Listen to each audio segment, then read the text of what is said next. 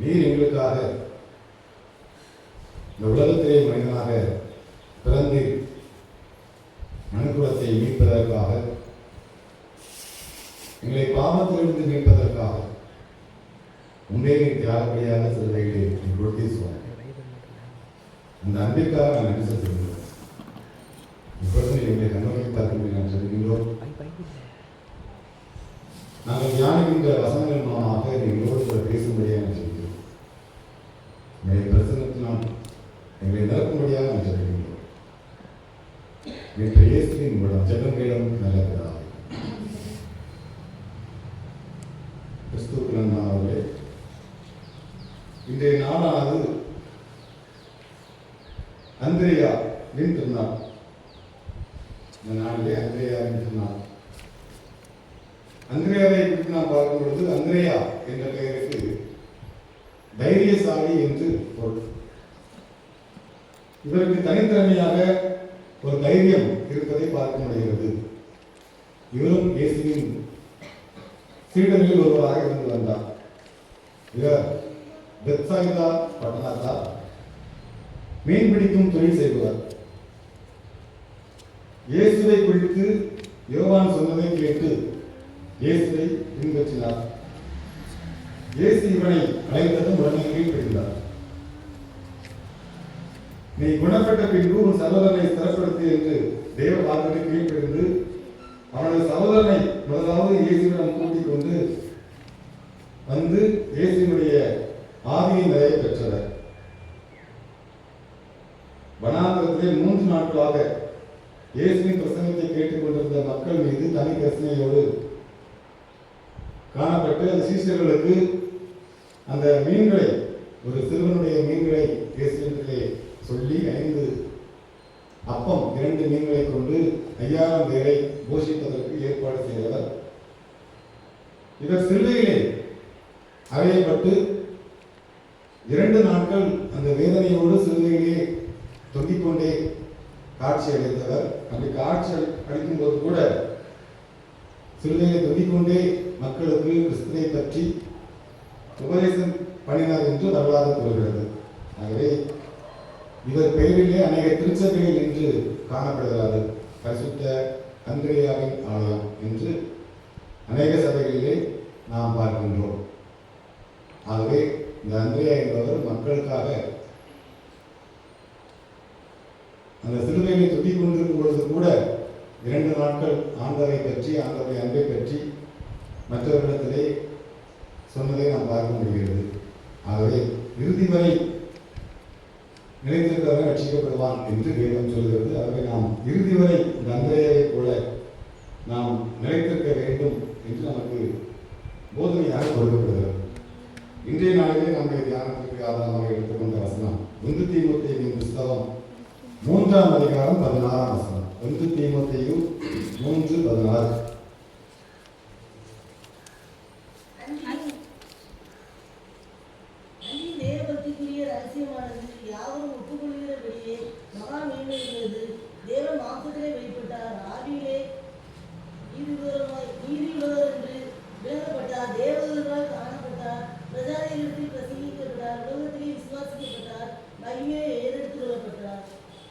அன்றியும் தேவ பக்திக்குரிய ரகசியமானது யாரும் ஒப்புக்கொள்ளுகிறபடியே மகா மேன்மை உள்ளது.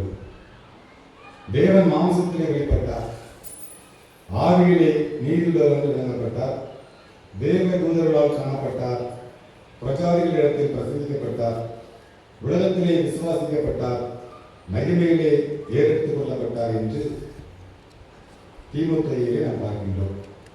இயேசு மாம்சத்தில் வெளிப்பட்டார். இந்த மாம்சத்தில் வெளிப்பட்டார் என்பதை யாராலும் புரிந்து கொள்ள முடியாத ஒரு பெரிய ரகசியமாக காணப்படுகிறது. அகிலம் கொள்ளாத, அண்ட சராசரங்கள் கொள்ளாத வானாதி வானங்களும் ஆகிய இருக்கிற மகிமையின் ராஜா மாம்சத்தில் வெளிப்பட்டது ஒரு மாபெரும் ரகசியம்தான். அவர் தன்னுடைய மகிமையை எல்லாம் பரலோகத்தில் ஒதுக்கி வைத்துவிட்டு தேவ தூதர்கள் ஆராதிக்கப்படுவதையும் பிதாவின் வழியிலே காணப்படுவதையும்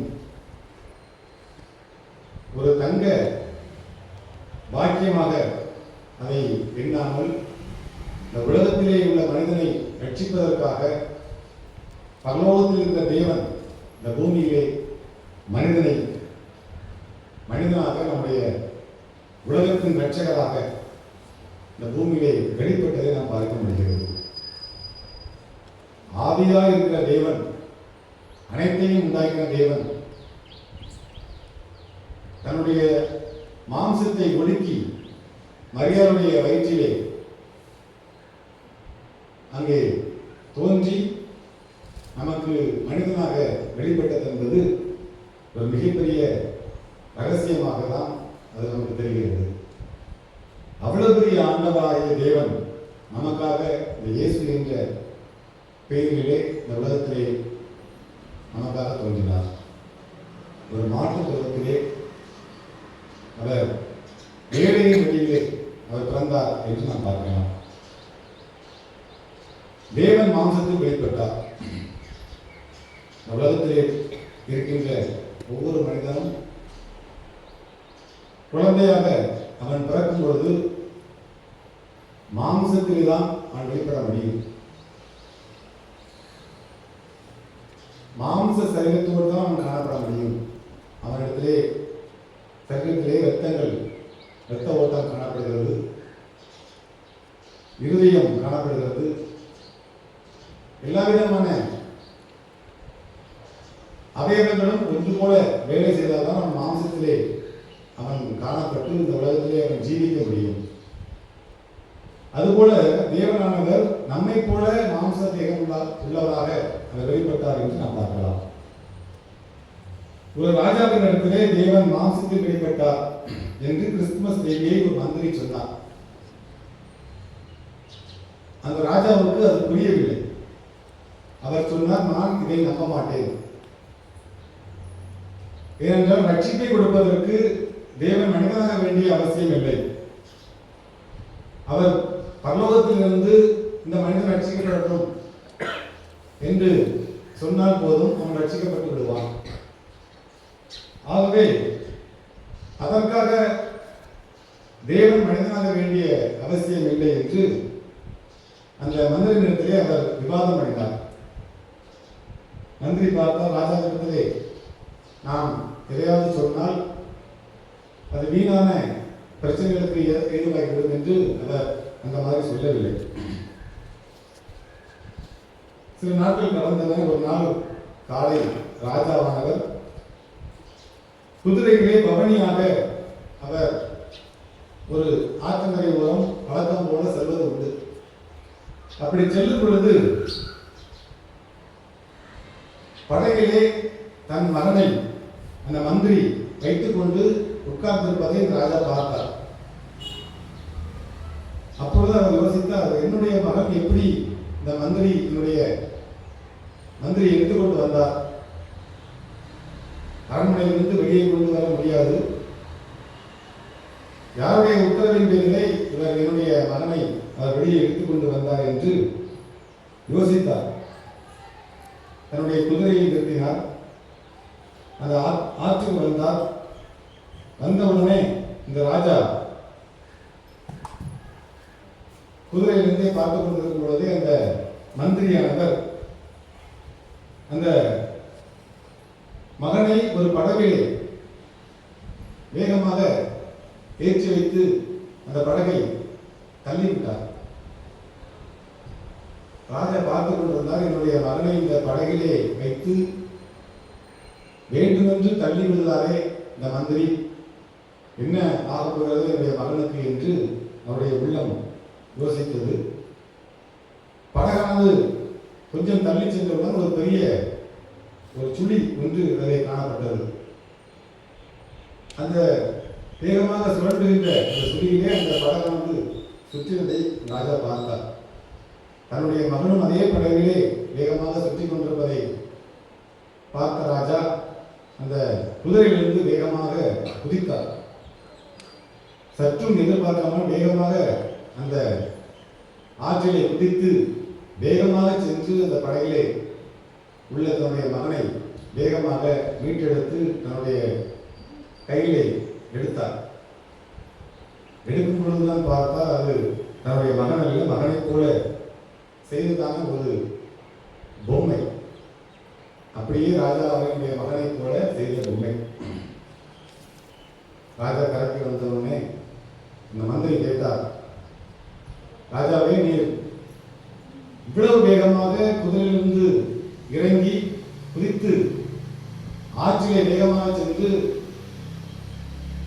அந்த குழந்தையை காப்பாற்றியதன் அர்த்தம் என்ன? அருகிலே அநேக நீச்சல் தெரிந்த நபர்கள் இருக்கிறார்கள், அநேக படகுகள் இருக்கின்றன. அவர்களிடத்திலே சொன்னால் அவர்கள் போய் காப்பாற்றிக் கொள்வார்கள். நீங்கள் உங்களுடைய எந்த விதமான வஸ்திரத்தையும் கூட நீங்கள் கலைந்து எடுக்காமல் அந்த ராஜ வஸ்திரத்திலேயே வேகமாக எதையும் யோசிக்காமல் நீங்கள் ஆற்றிலே குதித்து அந்த குழந்தையை காப்பாற்றுவீர்களே என்று கேட்கும் பொழுது, அது என்னுடைய மகன், ஆகவே நான் எதையும் யோசிக்காமல் நான் உள்ளே குதித்து அந்த என்னுடைய மகனை காப்பாற்றுவதற்காக முற்பட்டேன் என்று அந்த ராஜா சொன்னார். அப்பொழுதுதான் அந்த மந்திரி சொன்னார், மனுக்குலத்தை மீட்பதற்காக யாரையாவது ஒரு ஆளை ஏற்பாடு செய்தால் அது சரியான ஒரு காரியமாக இருக்காது. ஒரு மனிதன் எப்படி இந்த உலகத்திலே வாழ வேண்டும், வாழ்ந்து காட்ட வேண்டும், எப்படி பாவம் இல்லாமல் இந்த உலகத்திலே வாழ வேண்டும் என்ற ஒரு வாழ்க்கையை ஆண்டவராய் இயேசு கிறிஸ்து வாழ்ந்து காண்பிப்பதற்காக தான் இந்த பூமியிலே அவர் மனிதனாக அவர் அவதரித்தார். முதலாவது அநேக தீர்க்கதரிசிகளை இந்த உலகத்திலே அனுப்பி வைத்தார். அவர்கள் எல்லாரும் இந்த வேலைகளை செய்தாலும் கூட தானே வந்து இந்த வேலைகளை செய்ய வேண்டும் என்று ஆண்டவராய் இயேசுவை இந்த உலகத்திலே மனிதனாக இயேசு என்ற பெயரிலே பிதாவானவர் அனுப்பி வைத்தார் என்று அந்த பொருளை இந்த மந்திரியானவர் அந்த ராஜாவுக்கு சொன்னதன் காரணமாக அந்த ராஜா தெளிவுபடுத்திக் கொண்டார். ஆம், மாம்சத்திலே வெளிப்பட்ட ஆண்டவர் நம்மை ரட்சிப்பதற்காக, தன்னையே வழியாக ஒப்புக் கொடுப்பதற்காக அந்த ராஜா தன்னுடைய உயிரை கூட கவலைப்படாமல் அந்த குழந்தையை எவ்வாறு காப்பாற்றினாரோ அதுபோல தம்மையை காப்பாற்றுவதற்காக, நம்மை காப்பாற்றுவதற்காக தம்மையை வழியாக ஒப்புக் கொடுப்பதை தான் ஆண்டவராய் இயேசு கிறிஸ்து உலகத்திலே மனிதனாக வந்தார் என்று நாம் பார்க்க முடிகிறது. அப்பொழுதுதான் ராஜாவுக்கு புரிந்தது, கிறிஸ்து அன்பானவர்களே, இயேசு எப்படி மனிதனார் என்ற ரகசியத்தை புரிந்து கொள்வது சாதாரணமான ஒரு காரியம் அல்ல. அது ஒரு சற்று கடினமான ஒரு காரியம்தான். அவர் எவ்வளவு பெரிய வல்லமை உள்ள தேவன், தன்னுடைய வார்த்தையினாலே அவர் சகலத்தையும் உண்டாக்கினவர். சூரியன், சந்திரன், நட்சத்திரங்கள் என அந்த சராசரங்களையும் அவர் படைத்தவர். அப்படிப்பட்ட அவர் வந்து மனிதனை பிறப்பது என்பது ஒரு பெரிய ஒரு அதிசயமான காரியம்தான். ஆகவேதான் வேதம் சொல்லுகிறது, எபிரேயர் 10ஆம் அதிகாரம் 5ஆம் வசனம் முதல் 7ஆம் வசனம் முடிய வாசிக்கும் பொழுது, எபிரேயர் 10ஆம் அதிகாரம் 5ஆம் வசனம் முதல் 7ஆம் வசனம் முடிய, ஆகையால் அவர் உலகத்தில் பிரவேசிக்கும் போது பலியையும் காணிக்கையும் நீர் விரும்பவில்லை, ஒரு சரீரத்தை எனக்கு ஆயத்தம் பண்ணினீர், சர்வாங்க தகன பலிகளும் பாவ நிவாரண பலிகளும் உமக்கு பிரியமானதல்ல என்றீர். அப்பொழுது நான், தேவனே, உம்முடைய சித்தத்தின்படி செய்ய இதோ வருகிறேன், புஸ்தக சுருளில் என்னை குறித்து எழுதியிருக்கிறது என்று சொன்னேன் என்றார். பலியையும் காணிக்கையும் விரும்பவில்லை.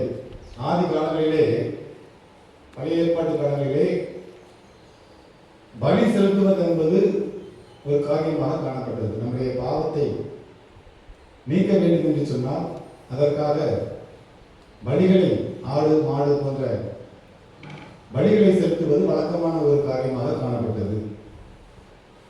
அந்த பலிக்கு பதிலாக ஒரு சரீரம் தேவைப்படுகிறது. இந்த உலகத்திலே பலியாக ஒப்புக்கொடுப்பதற்கு ஒரு சரீரம் தேவைப்படுகிறது. அதுதான் ஆண்டவராகிய இயேசு கிறிஸ்து.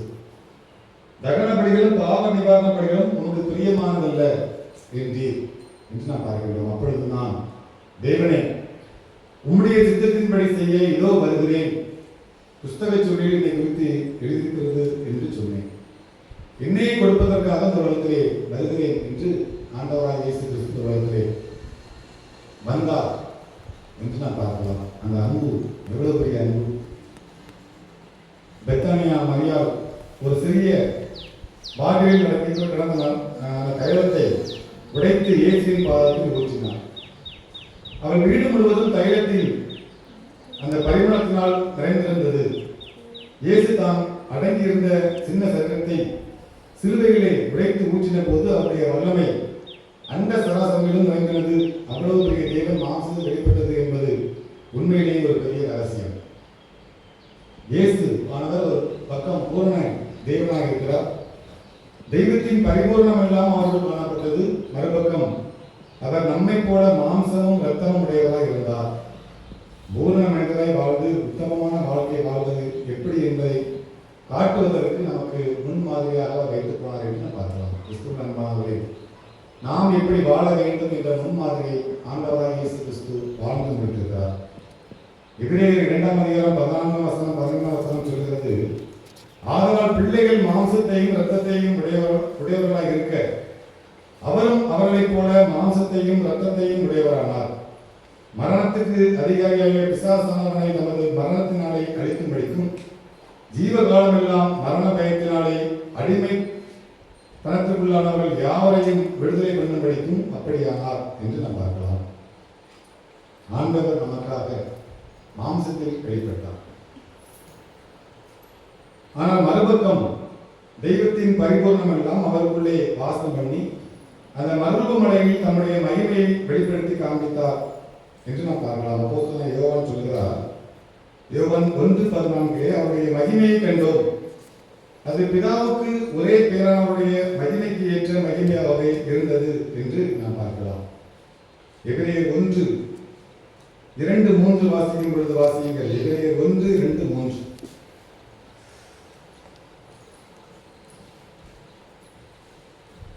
பூர்வ காலங்களில் பங்கு பங்காகவும் வகை வகையாகவும் தீர்க்கதரிசிகள் மூலமாய் பிதாக்களுக்கு திருவுளம் பற்றின தேவன் இந்த கடைசி நாட்களில் குமாரன் மூலமாய் நமக்கு திருவுளம் பற்றினார். இவரை சர்வத்துக்கும் சுதந்திரவாளியாக நியமித்தார். இவரை கொண்டு உலகங்களையும் உண்டாக்கினார். இவர் அவருடைய மகிமையின் பிரகாசமும் அவருடைய தன்மையின் சொர்க்கமாயிருந்து சர்வத்தையும் தம்முடைய வல்லமையுள்ள வசனத்தினாலே தாங்குகிறவராய் தம்மாலே தாமே நம்முடைய பாவங்களை நீக்கும் சுத்திகரிப்பை உண்டு பண்ணி உன்னதத்தில் உள்ள மகத்துவமானவருடைய வலது பாரிசத்திலே உட்கார்ந்தார். தம்மாலே தாமே நம்முடைய பாவங்களை நீக்கும் சுத்திகரிப்பை உண்டு பண்ணி உன்னதத்தில் உள்ள மகத்துவமானவருடைய வலது பாரிசத்திலே உட்கார்ந்தார். ஏசாயா 9:6 சொல்லப்பட்டிருக்கிறது போல நமக்கு ஒரு பாலகன் பிறந்தார், நமக்கு ஒரு குமாரன் கொடுக்கப்பட்டார் என்று சொல்லப்படுகிறது. நமக்கு ஆண்டவராக இயேசு கிறிஸ்து மாம்சத்திலே ஒரு பாலனாக வெளிப்பட்டார். அந்த பாலனாக வெளிப்பட்டதன் மூலமாக அவருக்கு மரணமும் இல்லை. ஏனென்றால் மரணத்தை ஜெயித்த ஒரு ஆண்டவராக நாம் பார்க்கின்றோம். தொடர்ந்து நமக்கு ஒரு குமாரன் கொடுக்கப்பட்டார் என்று வேதம் சொல்கிறது. அவர் பிறக்கவில்லை, அவர் பிதாவினாலே கொடுக்கப்பட்டவராக காணப்பட்டார். அவர் மரியாளின் மகனாக மனுஷனாக பிறந்தார். ஆனால் அவர் தெய்வமாக கொடுக்கப்பட்டார். பிதாவின் ஒரே பேரான குமாரனாக நமக்கு கொடுக்கப்பட்டார் என்று வேதம் சொல்கிறது.